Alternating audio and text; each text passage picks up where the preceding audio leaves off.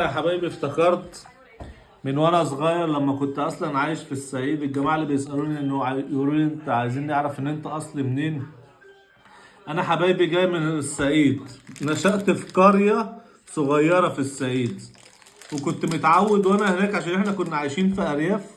متعود افطر كل يوم كاسة بيبس ومعاه بسكوت نواعم.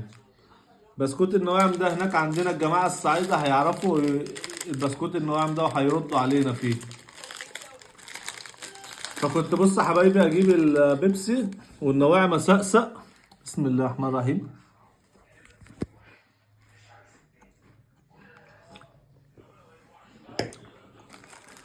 اديني كده رديت على اللي بيسألني ان انا اصلا مولود فين.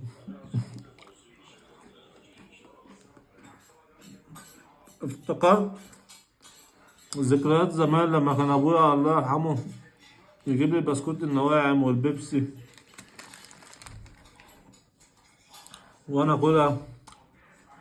كانت ايام جميله، احلى ايام عشناها يا حبايبي في الصعيد.